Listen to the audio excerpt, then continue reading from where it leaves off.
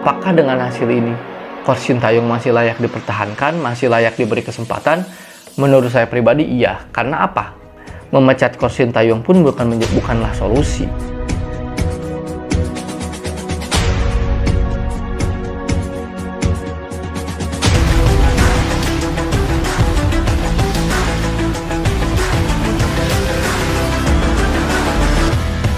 Halo semuanya, kembali lagi bersama saya di Ulasan Bola. Di channel ini saya akan mengulas apapun tentang sepak bola. Kali ini saya akan mengulas tentang timnas Indonesia yang kembali gagal melaju atau menjadi juara di SEA Games ya teman-teman. Tapi sebelum menyaksikan video ini, alangkah baiknya untuk like, comment, and subscribe dulu channel ini ya, agar teman-teman tidak ketinggalan setiap video terbaru dari channel ini. Nah, seperti yang kita tahu teman-teman, timnas Indonesia kembali gagal meraih medali emas di ajang SEA Games ya. Di semifinal kita dikalahkan oleh Thailand 1-0 dan pertandingan itu berlanjut ke babak perpanjangan waktu dengan banyak drama. Di akhir pertandingan timnas Indonesia harus mengoleksi 3 kartu merah ya. Rahmat Irianto, Ricky Kambuaya, dan juga Firza Andika. Nah, mengulas sedikit jalannya pertandingan di semifinal. Di babak pertama dan di babak kedua itu situasinya begitu berbeda ya teman-teman. Di babak pertama timnas Indonesia cukup mengontrol pertandingan. Mereka melakukan pressing 4-5 pemain. Mereka juga melakukan serangan-serangan yang cukup efektif, mendapatkan setengah peluang lah, mendapatkan 1-2 peluang yang bagus, dan memaksa Thailand bermain dengan bola-bola jauh, sehingga permainan Thailand di babak pertama tidak begitu berkembang. Dan itu strategi yang cukup efektif untuk menghadapi tim sekelas Thailand ya. Nah, di babak kedua situasinya berubah. Timnas Indonesia tidak lagi melakukan pressing dengan banyak pemain, tapi mereka hanya melakukan pressing dengan 2-3 pemain, di mana itu menjadi celah bagi timnas Thailand untuk melakukan serangan. Dengan 2-3 pemain yang melakukan pressing, sehingga banyak ruang yang berhasil dimanfaatkan oleh Thailand. Beberapa kali Thailand melakukan serangan melalui tengah, melalui sayap, sehingga sepanjang 45 menit babak kedua, timnas Indonesia dibombardir oleh timnas Thailand ya. Dan begitu berlanjut ke babak extra time, situasinya sama ketika di babak kedua. Timnas Thailand begitu menggempur timnas Indonesia, dan timnas Indonesia hanya mengandalkan counter attack, hanya mengandalkan serangan balik, dan itu pun mereka sulit menguasai bola. Mereka bahkan sulit untuk menguasai bola lebih dari 10 detik mereka bolanya hilang. Dan sudah mulai dibaca oleh timnas Thailand ya. Dan mungkin hanya Sadil Ramdhani yang cukup otot ya, yang cukup determinasinya cukup tinggi lah gitu kan. Witan Sulaiman juga tidak terlihat, dia digantikan juga.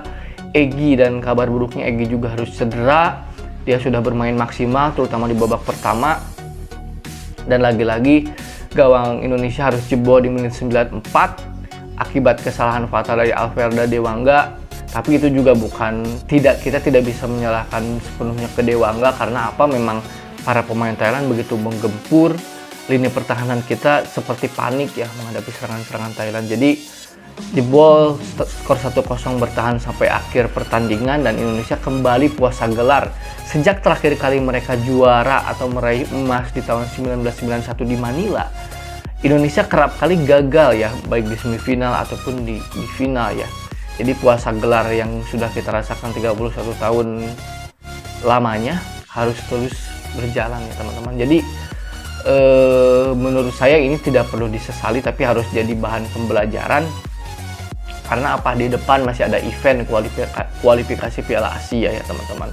Nah, kemudian pertanyaan selanjutnya, netizen bilang, apakah dengan hasil ini Coach Sintayong masih layak dipertahankan, masih layak diberi kesempatan? Menurut saya pribadi iya. Karena apa? Memecat Coach Sintayong pun bukanlah solusi. Kita belajar dari pengalaman-pengalaman sebelumnya, bagaimana Indonesia atau dalam hal ini PSSI mudah sekali memecat pelatih, gagal di 1-2 event kemudian pelatihnya dipecat, dan terbukti kan tidak pernah berhasil juga gitu. Sementara Coach Sintayong juga memiliki kontrak yang cukup panjang 4 tahun, dan seperti Ketua Umum PSSI bilang bahwa insya Allah Coach Sintayong masih aman ya. Saya setuju ya dengan itu. Karena apa? Kita juga boleh melihat bahwa Sintayong gagal mendapatkan medali ya.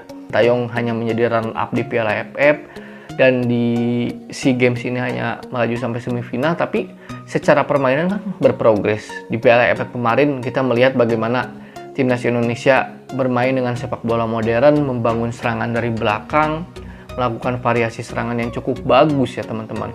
Jadi secara permainan itu berprogres. Memang di SEA Games ini tidak begitu maksimal karena beberapa faktor. Misalnya pemain-pemain baru yang belum nyetel ya, seperti Mark Locke. Mark Locke pemain yang sangat bagus, tapi kan belum 100% nyetel dengan permainan Coach Sintayong. Masih butuh adaptasi, butuh jam terbang lagi ya teman-teman.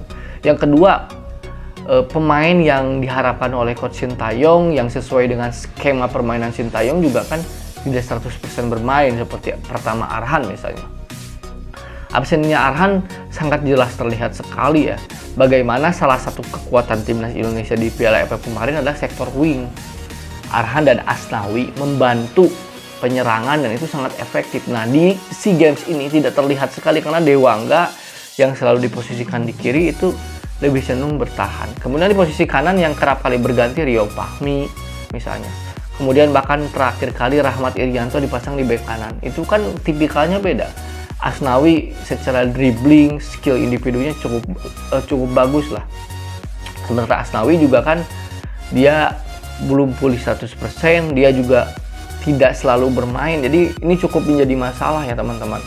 Kemudian juga belum menemukan solusi di lini depan. Lini depan ini tetap menjadi masalah. Bagaimana belum menemukan siapa sih pemain, atau ini kayak sebuah puzzle ya. Puzzle yang belum terpecahkan sejak Piala AFF. Bagaimana striker nomor 9 yang tepat untuk Coach Shin. Kerap kali berganti tapi belum ada satu yang greget menurut saya kan.